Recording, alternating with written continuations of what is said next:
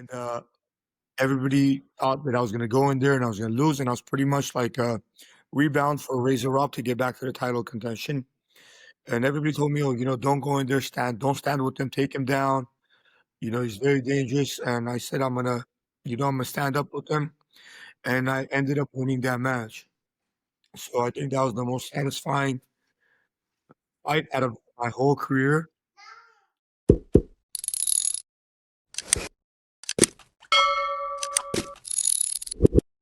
Welcome back to Never Made Weight. This episode is a special one. We got none other than head coach and owner of KD MMA, Darabedyan. Coach, how are you doing? How's life?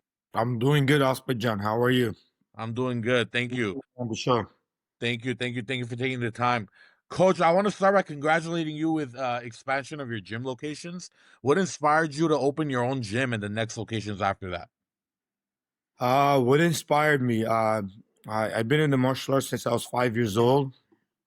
So I trained my whole life, and I did just about any contact sport you could think of, from judo, jiu-jitsu to kickboxing, boxing.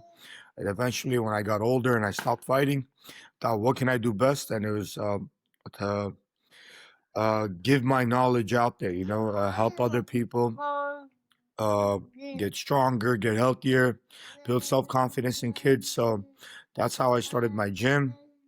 This was about 7 years ago now. And knock on wood, after 7 years now, we have 3 locations. I have amazing partners that have helped me build the brand. So we're doing good, thank God. That's good to hear. Yeah. I saw that you guys just opened in Northridge too. So how did you have multiple black belts? It's Taekwondo and Judo, right? You have black belts in, Coach. I have a Taekwondo black belt. I have a Judo black belt. I have a Karate black belt and a Jiu-Jitsu black belt. So I have 4 black belts. Four black belts. Coach, you said you started martial arts when you were 5. Who put you in martial arts, and what kind of a kid were you? Like, what was your temperament? What was the reason to put you in martial arts? My dad put me in martial arts. I was 5, and my dad decided to put me in martial arts, and I started from karate. I was about this guy's chat. That's William, yeah. I was 5 years old. My dad decided to put me in karate, and it all started from there. Started doing karate when I was 5, and just built on from there. This was back in Armenia when I started karate. I trained there for about a year, and then we eventually moved to the States, and I continued my martial arts training in the States. I started karate in the States, then went on to Taekwondo. Then at the age of, I think I was 12, I moved on to judo and boxing, and yeah, and the rest is history. So Your dad was the reason that you left boxing, though, right? Because he told you do MMA instead because of the damage. the thing was, since I was pretty good in judo and jiu-jitsu, and at the time I started wrestling a little bit too. So it was only, and MMA was up and coming, and boxing is not easy to do. And I had way more tools in MMA. So I decided to transition into MMA, which was a little bit easier for me because I had the ground game. So it wasn't my dad. I mean, always wanted me to compete, but his end goal was always for me to grow up to teach. So and not to pursue fighting for too long, just so I don't take too much damage. That was the goal from the beginning. That was the goal from the beginning for him, I think. Yeah. That's crazy. Wow. And I think I've tried just about everything. I've done just about everything, but I think this was my calling, and life didn't really happen until I started teaching. And I mean, it's never easy. It's always tough. It's always uphill battle. It's always better to be somewhere on some nice island, chilling at the beach, than working. But this is what I love to do. I love working with kids. I love working with people. I love to inspire people and help them reach their goals. So this is what we do now. Everyone who follows you on Instagram knows pretty well that you're very consistent in the up and coming generations' lives all the tournaments they have, every little, accomplishment every kid, every one of your kids have, you're celebrating them. So that's amazing to see. You were undefeated in amateur boxing, 12-0. I was in amateur boxing. I was, I think, 12 or 13-0. Uh, and so, but I didn't really pursue it after that. So, this was when I was probably in my teens. I was, I think, 13-0, but I stopped doing it. I just continued doing my MMA thing. Uh, yeah, but great. I love boxing. It's it's it's a tough sport because there's guys that spent their whole life studying just two hands, how to do that the best they can, and there's so much levels to boxing where 13-0 amateur record is just scratching the surface, you know. So I love MMA because there's so many tools you can use. Boxing is a big part of MMA. So is wrestling, so is jiu-jitsu, and it all comes together. Nowadays, people are so well-rounded that you can't go in there with knowing just jiu-jitsu, thinking Yeah. when can't go in there with boxing, thinking win a match. You gotta have the whole package. So I was pretty lucky back then that I at it from a young age I started doing karate, taekwondo, judo, jiu-jitsu, and the boxing, which came all together, and I was able to have somewhat of a decent career for the time being, for the time that I did it for. I wish I was a little bit more serious when I was competing. I'm sure I could have done way more damage back then, but I honestly didn't know better. I wish I took it to another level back then, but we were young, and now I try with my guys, my fighters, from the knowledge that I have, the experience that I've gained through my trial and error. I don't want them to make the same mistakes, and I try to be available for them and have the gym always open for them to come and use the gym because being a fighter is not a 1 hour a day thing. It's a 24/7. You got to be constantly training, constantly evolving, constantly getting better. So hopefully we could get some guys into the UFC and show that we're actually doing something over here. We have a bunch of up and coming amazing athletes out of the gym, and they're already making a lot of noise. So hopefully one of our guys will soon make it to the big show. Uh, Couple we'll, notables, Pargev, right? couple Arthur notables. Arutunian. Couple notables. We have Arthur Hartunian, who's a pro. He's 5-1. Uh, this guy deserves to be in the UFC. That's how good he is. We have Hamza Trad. We just made our professional debut. We have Bodkev, came off of an amazing amateur career. Now he's 1-0 in the pros. So he's a prospect. We have Sevok. We have a bunch of up and coming young guys in the gym that are just grinding day in and day out. So, but we have a good group of guys that are very hungry, and I really want to see these guys make it to the big show because it'll be the icing on the cake for me. Um, I want to see my guys make it, and I want to be there for the ride. I want to be there. I want to be in their corner. I want to help them get ready for this. So hopefully, in the near future, we could have one of our guys make it to the big You're show. you're building a strong culture for sure. I mean, every now and then I'll come to a class at your gym, and what I see is, the same group of people, day in and day out, and great group of students you have, and yeah, I mean, I've been following the Up Next fighting. I always see Pargev, and Hamza Trot and stuff, and I think they have a lot of potential. um, Dana White's Contender Series this time around, we don't have anybody in there, right? But I think it's safe to say, And in the next yeah, year, probably, right? yeah, not we don't have anybody in from our school, but there's some people I know that are gonna be David competing in. McGoyan. David Mangoyan, I met him a couple months ago at the Tough Enough show. Very, very tough kid. I think he has a very bright future in the 20 years UFC, old. and he's young Yeah. and very good. So I think that kid's gonna really shine in the contender series, and I'm sure they're gonna give him a contract. There's a If lot he of hype. wins that one, if he wins that one, it's a very big win because the guy he's fighting is a strong prospect. He's from Tim Welsh's gym, Red Hawk Academy. Yeah, I think So he's his training partner, if I'm not mistaken. So yeah, yeah, trying to build that kid too. But I think he's gonna run into a lot of problems with Mongolian. So yeah, he's Mongolian is not a joke.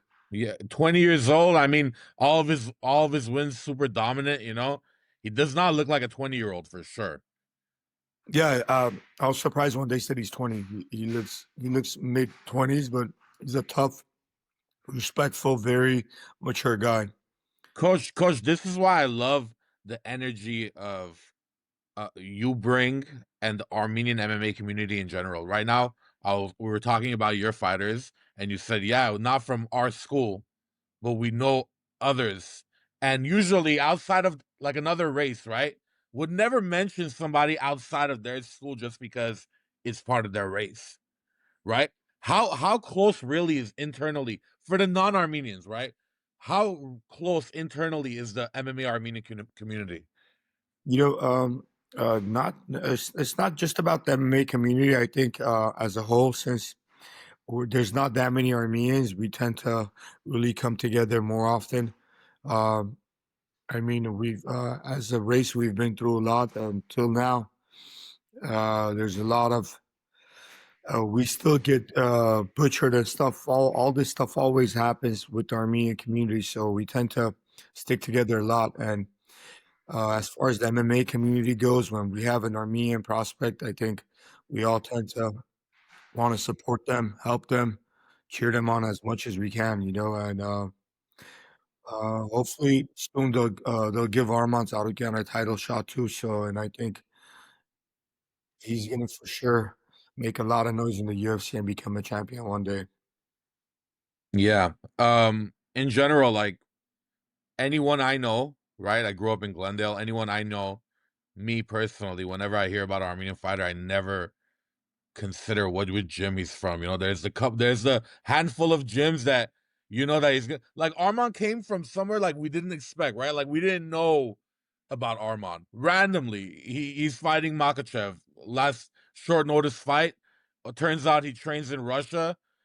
Peter Yan is a training partner. It's like, okay. And then you hear American Top Team, so I just love it, I feel like just like the Georgians are very impressive. I don't know if you know, I think their population is less than ours. I think they're about the same, if I'm not mistaken, if not a Yeah, little bit. and they have two champions right now. I Yeah, see that in the future for us.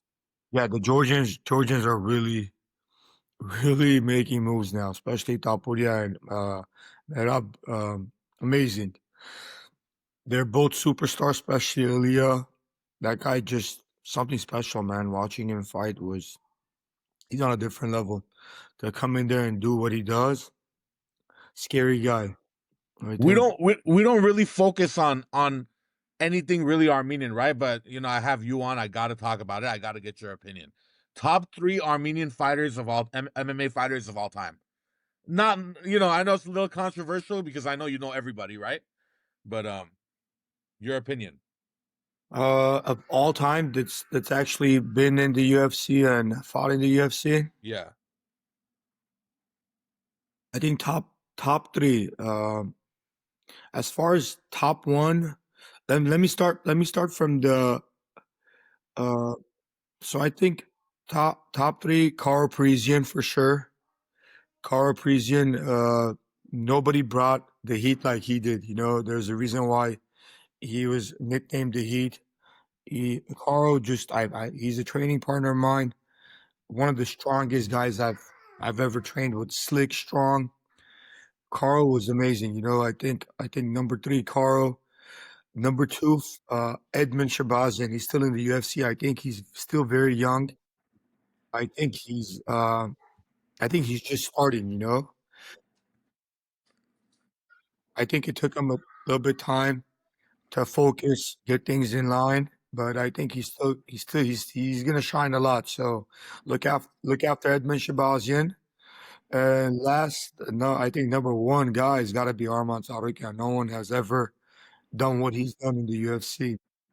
And he's for sure number one as far as all the Armenian fighters that have been into the UFC. So the guy fought top contenders. He's the number one contender now, and he's a beast. I've trained with him. That guy he's a physical monster.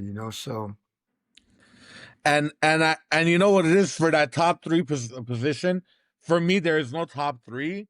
For me, the best ever is I can't believe you didn't mention Musasi. well, honestly, I kind of that blew my mind, but Musasi's for sure up there. That guy's a legend. Well, So I won UFC, but then okay. again, Musasi did fight in the UFC, so yeah, Musasi for sure too. Musasi's So there. so for me personally, Musasi. Correct? Yeah, Musasi. I love Musasi. Musasi's a great friend of If I mine. ask you a messed up question, Gordon, ask you a messed up question because I know Yeah, you're friends with Manny and Caro. You grew up and he's a training good with friend of them. mine. We grew up, so they're all amazing. Manny had a Yeah, long career in UFC yeah. too. Not many people fought as long as Manny did. Manny was one of the pioneers of the whole Armenian UFC movement. My friends, Rome, Sevak, Sako, they all been into the UFC. So it's a tough one, but yeah, for sure, Musasi's up there, man. Okay, yeah, because at this point, like for me personally, my favorite one to watch easily is Edmund. Edmund has the most highlight reels out of any Armenian fighter already. Think about like 7 years in the UFC, he has crazy highlight reels. You So know, what I love about Edmund, that guy is the most humble, nicest guy ever. Uh, doesn't matter. He's in the UFC. He's won his fight, lost his fight. He'll treat you like you're his best friend. Like the most nicest guy you'll ever meet. Not that the other fighters aren't, but the stand out the most is Edmund and Musasi. yeah, Musasi, man, he would come and hang out with kids from 5 years old to 70-year-old students at the gym. He would just hang out, take pictures, talk to them, show them stuff. And somebody at his level for him to come and just hang out with all the kids. For me, I appreciate that a lot. And I get it. A lot of them they're busy. They get probably butchered right and left about autographs, pictures, this and that. But it's it's it's very nice to see that uh, in a way they're still human. They want to help the next generation. They want to inspire them. They want to motivate them. So for me, I deal with a lot of people on a daily basis, couple hundred people.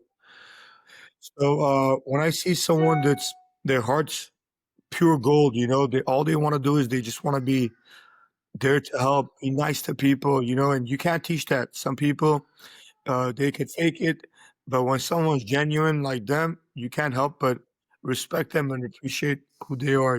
So those two, I love those two guys. Amazing people. Not just yeah, yeah, amazing people. yeah. Of Not course. that the I mean, rest are amazing too.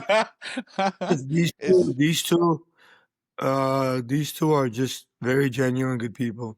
I mean, it's hard to choose, right? It's hard to choose. You can say the good things about everybody. I hope, 10 years from now, 20 years from now, we have a embarrassment of riches in that department, Armenian community loves the MMA fighters. Me personally, I don't miss a fight. But Garen, I want to go talk about a moment in your career. First of all, I want to ask you, what is the most satisfying moment you've ever had in your career? I think the most satisfying one was when I my first fight in the WC. The WC was owned by Zuffa. It was pretty much the UFC, but where the lighter weights used to fight at. This is where Jose Aldo came out of, Dustin Poirier, all these guys came out of WC. So my first fight into the WC, I fought a guy named Razor Rob McCullough. He was the former champion, and everybody thought that I was going to go in there and I was going to lose, and I was pretty much like a rebound for Razor Rob to get back to the title contention. And everybody told me, "Oh, don't go in there, don't stand with him, take him down. He's very dangerous." And I said, I'm gonna stand up with him. and I ended up winning that match. So I think that was the most satisfying fight out of my whole career was that win over Razor Rob McCullough. That was the debut, basically. That's my WC debut. Yep. WC debut, yeah. But then you have another crazy moment in your career. I'm sure everybody asks you about this. Tony Ferguson. Can you tell us what happened with him? Tony, yeah, this was before my WC days. Me and Tony were both prospects in California, and we kind in the beginning we kind of stayed away from each other, but with how small the promotions are in Southern California, we eventually had to run into each other.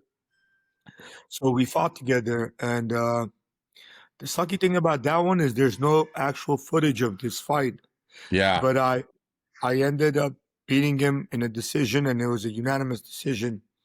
Uh, but he's a tough guy, man. I remember, I think it was the second round, and there's actually a video of him. He even says that Karan Darabedyan broke my leg. I couldn't walk, and I had to go to the Ultimate Yeah, Fighter. I've seen that. But yeah, this guy's leg was snapping in my arms, and he wouldn't tap. And this was the second round, third round. He came out, limping and still fighting like that. So tough Same thing guy, against man. Oliveira. He wasn't tapping, Yeah, he was breaking his arm. crazy guy, man. He wouldn't stop. But yes, I wish there was video of that fight. But yeah, I grinded him out. Uh, he came from wrestling background, but I would say I out wrestled him way more than he couldn't take me down. I was all over him in that fight for all three rounds. So Have you guys spoke since? no, not really. We haven't really spoken. I've seen him a couple times at shows, but we haven't really talked. Got it. Got it. When you're Yeah. coaching, how much of coaching your fighter's mental game is important to you, as opposed to just practice and physical training technique, right? Like how much do you implement the mental game with them? Dude, mental game is, I would say, a good. I'm not kidding. When fight time comes, mental game is, if you're not mentally tough, you're gonna break in there. And a lot of these guys, they're very evenly matched, and the guy that ends up winning is the guy that's mentally tough. So mental game is key. You gotta be on top of that. Without the mental game, there's no way you're gonna last in there. So I want my guys to break in the gym. I want them to go through hell in the gym. So when it comes fight time, they're like, "Oh shit, I've been here. I've done this. I'm ready for this." For you as a Uh, coach, do you want would you rather coach the fighter that's an overthinker or coach the fighter that's more brute and decisive? you know, um, what I've realized that this fight game is not for the sane. You got to be kind of crazy to make it out there. Uh, so if you're an overthinker, you tend to get in your head too much. Sometimes it's hard to get past that, because there's a lot of pressure on you. But the guys that don't care and they just come out to fight and you can mold them into technical fighters, these guys end up doing way better, than the overthinkers. Overthinkers tend to, in a way, eat themselves up. They overthink stuff so much. Uh, but the thing is, if if if you don't, and the thing is, you can't be careless too. If you don't think about stuff and if you don't overthink it, then you tend to make mistakes. So they both go hand in hand. You can't be careless and you can't overthink at the same time either because there's gotta be an even balance. I was talking to Billy Ray Goff. He was talking about the UFCPI. He was saying that at the location they had sports psychologists, and he was talking about how much that benefits them. Have you ever considered sending your athletes to sports psychologists? We actually have. I've even done it myself. Uh, you know, uh, I don't think there's a person that doesn't doubt themselves. Everybody has that moments where you're like, "Am I good enough? Am I doing this the right way? Have I done this? Have I done enough for this?"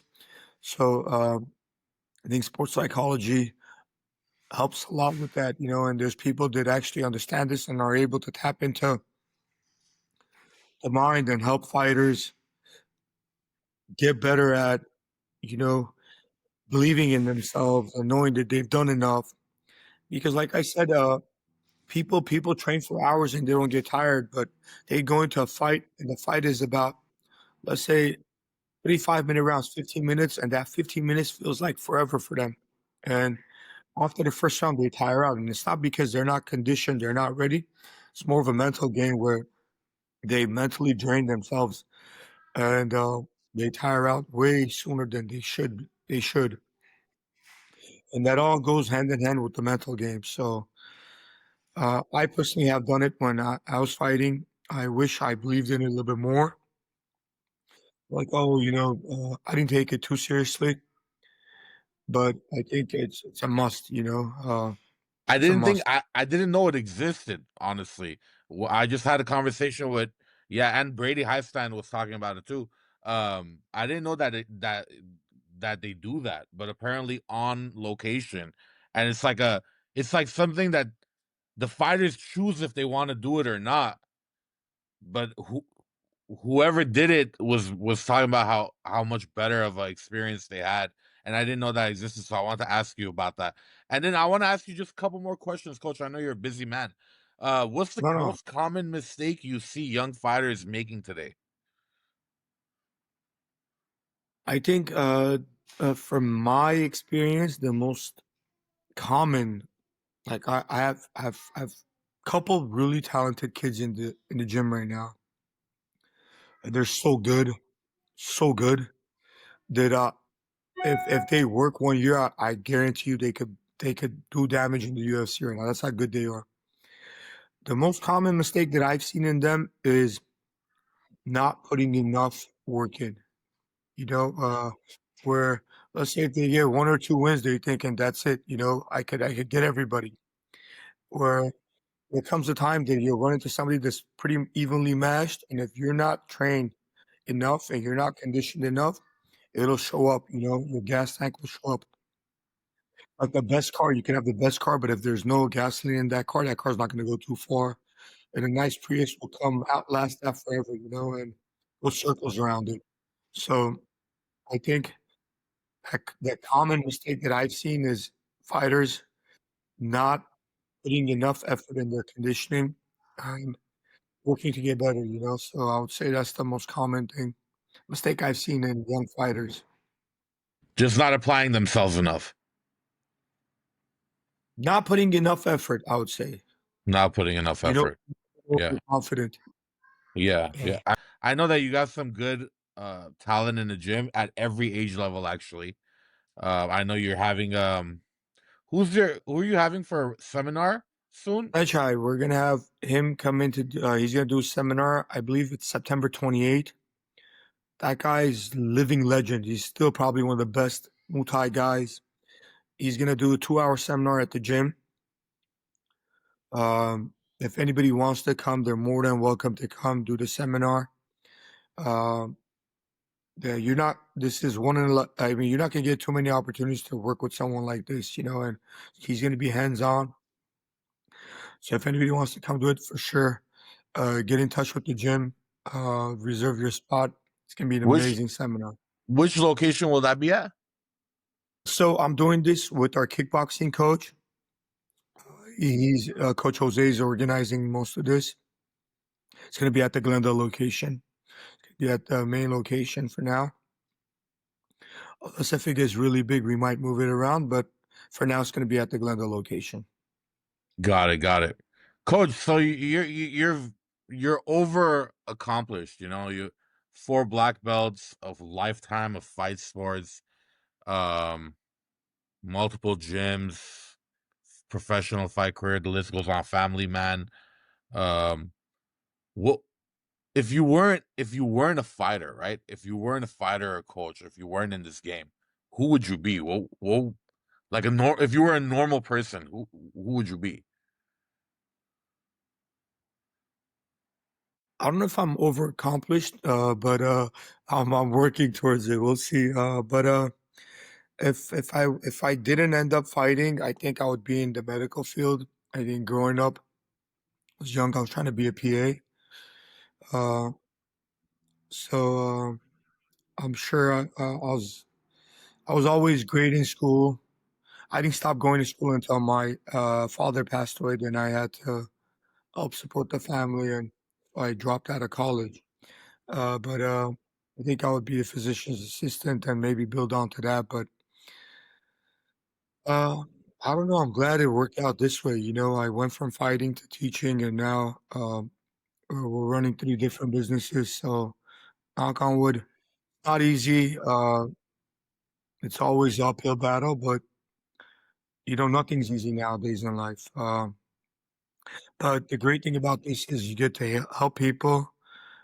You get to help kids, help people. Um, One quick little story. I had a student come into my gym, and after the second day he trained, I told him, "Dude, I need you to get checked out because I don't like the way you look. Your color kind of changed." And luckily, he took my advice and he went and got checked out. And turns out that I think about 80% of his arteries were clogged. He was like a ticking time bomb. So he could have had a heart attack any minute. And after finding that out, they scheduled him for surgery within a month. They did surgery, and knock on wood, he's back to normal. He's on his feet. He's doing great. But imagine, so uh, this thing saves lives, and if you're going through any troubles, depression, training is the way out of this. Get into a nice gym, sweat it out. I promise you, it'll change your life. Yeah, that's amazing. Coach, you see hundreds of people a day. Yeah, how can you notice the skin color of one person? I don't know if it was just the skin color. I think it was just the way he was breathing, the way he gasped very quickly, and how he just you could tell when someone gets pale a little bit that something's not quite right, and especially when the training isn't that strenuous, it's just out of nowhere. So I told him, and look, he listened, and he went and got checked out, and he's okay now. You mentioned you lost your dad, God rest his soul. I lost my dad too. But now you're a dad yourself. You have 2 kids, right? Mhm. What's the Yeah. what's the biggest lesson that you've learned on parenting from your own parents? Uh, I think the biggest lesson that I've learned from my parents that I try to do myself is self care. Uh, I'm a strong. I think you got to be a little bit selfish, not in a bad way, where you got to take care of yourself first. Because if I'm not good, there's no way I could be good for my kids, for my wife, for my friends, for my students. I got to make sure that and it's not easy. Don't get me wrong. It's not easy to train at. I'm almost 40 years old. I have shoulder pains. God knows what. It's not easy for me to roll, but I try to get in there, train with my students as much as I can. Almost all the adult classes, I try to get in roles with them, to push them and at the same time to keep myself in shape. And so I think the biggest lesson was self care, to make sure that I'm healthy, that I could see through with these kids. I wouldn't want my kids to grow up without a dad. It's not easy. I think I was 19, so I was an adult when this happened. But I wish, my dad looked out for himself a little bit more than he did. But life is tough. You never know. There's stress, work stress, family stress, financial stress, all of this. So it's not easy. Um, um, you know, life was a little bit different back then. Life is different now. My dad didn't have the opportunities that I have now, so I'm in a better position to do better. Um, Hopefully things will work out better And down the line. We'll see. I commend you, Coach. For your attention to detail and what you just said about taking care of yourself. Of course, I totally understand what you mean. This was a great conversation. Everything, I honestly, I could, Coach. Honestly, I could talk to you for hours. You know, uh, Yeah, Same. I have a lot of questions. You know, I could talk to you for hours, but I want to thank you for your time, Coach. Is there something you wanna leave the listeners with? Osbert, thank you for coming. Thank you for having me on the show, and thank you for coming to the gym. I'm really, I got to meet you. You're an amazing person. You're doing an amazing job. Keep up the good work. Thank And you. as for listeners, uh, guys, come by the gym. Check out the gym. We have a location in Glendale, one in Montrose, one in Northridge that recently opened up. Come check it out. Be part of something that's going to help you get healthy, get in shape, defend yourself. Um, you have amazing coaches, amazing people. It's a great place to socialize, meet new people. So we'd love to have you guys come by the gyms. Yeah, honestly, in my 12 class jujitsu career, I've learned a lot. Good, good, good. Well, thank you, Colin. I appreciate it, and hopefully we'll do this again. Yeah, in the future. Yes, sir. We will. We will. We will, Osman Okay. John. It was Thank you, nice Coach. talking to you. Likewise, Thank Coach. you, Thank you. Osman I'm John. gonna see you soon. Okay, I'll be by. I'll see you. I'll see you on Monday.